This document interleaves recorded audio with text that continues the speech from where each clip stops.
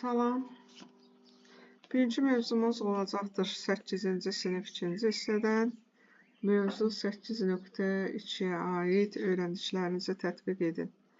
Burada soruşulur, cədvəli tamamlayın.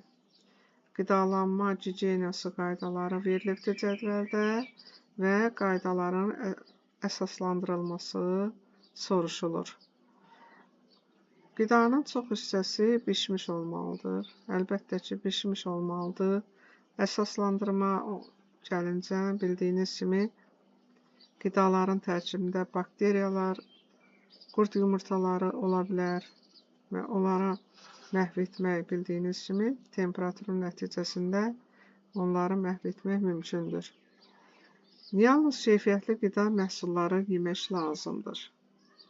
Bildiyiniz kimi, keyfiyyətsiz qidalar insanlarda müxtəlif həzm sistemi orqanlarının xəstəliklərini yarada bilər kimi əsaslandırılmalıdır.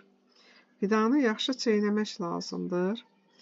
Əsaslandırmaq qeyd eləyərik ki, qidanı yaxşı çeynəyəndə o daha yaxşı islanır, xırdalanır və həzm fermentləri ilə toqquşma sahələri də artmış olur. Yəni, təmas sahələri artır ki, bunun da nəticəsində həmin qida maddələri daha tez həzm olmuş olur.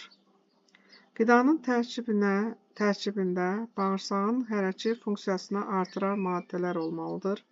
Məsələn, çovdar çörəyi, kələm, köş, cavalı, qatıq. Bu da ondan ötəridir ki, bildiyiniz kimi, bağırsaqların peristaltikası zamanı qida irəliləyərək orqanizmdən kənarlaşdırılır, defekasiya aktı zamanı. Bu 12 saat müddətində həyata keçirilməlidir. Ona görə də bax bu lifli maddələrdən, yəni bağırsağın hərəkətini artıran bax bu maddələrdən, qatıqdan, cavaldan, köşdən, kələmdən və çovdar çörəyindən istifadə etmək məsləhət görülür. Qida müxtəlif çeşidli olmalıdır. Bunu əsaslandıraq. Bildiyiniz kimi, müxtəlif çeşidli olanda daha yaxşı həzm olunur, orqanizmin müxtəlif qida maddələrinə olan tələbatı ödənilmiş olur. Müzakirə edin. Bu siyahıya daha hansı qaydaları əlavə etmək olar, fikrinizi əsaslandırın. Bildiyiniz kimi, bişmiş qidalar çox uzun müddət saxlanıla bilməz. İsti yerdə qalarsa, onlarda bakteriyalar yenidən çoxalar və nəticədə xarab olmuş qida orqanizmdə zəhərlənmələrə gətirib çıxara bilər ki, bu da botulizm xəstəliyi adlanır.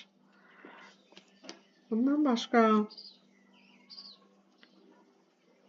öyrəndiklərinizi yoxlayın. Burada verilibdir birinci sualda. Sizcə fast food məhsullarında qida əlavələri varmı? Fikrinizi əsaslandırın. Əlbəttə ki, fast food məhsullarında qida əlavələri var. Çünki onlarda mayonezdən, ketçupdan və digər məlumatlardan istifadə oluna bilər. Onların da tərkibində əlavələr, qida əlavələri mövcuddur. İkinci soruşulur, saxlanma müddəti uzun olan qida məhsullarını almaq niyə məsləhət deyil? Bildiyiniz kimi, qidanı uzun müddət saxlamaq üçün konservantlar əlavə edirlər, yararlılığını saxlamaq üçün. Amma uzun müddət saxladıqda ətraf mühitin temperaturunun təsirindən həmin qidalarda tərkib dəyişiklikləri yarana bilər ki, ona görə də saxlanma müddəti uzun olan qida məhsullarını almaq elə də yaxşı deyil. Üçüncü soruşulur, niyə ət yeməklərini günün gec saatlarında yox, gündüz yemək məsləhətdir? Bildiyiniz kimi, axşam saat 7-dən sonra qida qəbul etmək məsləhət deyil. Çünki mədə bağırsaq sistemi də istirahət etməlidir.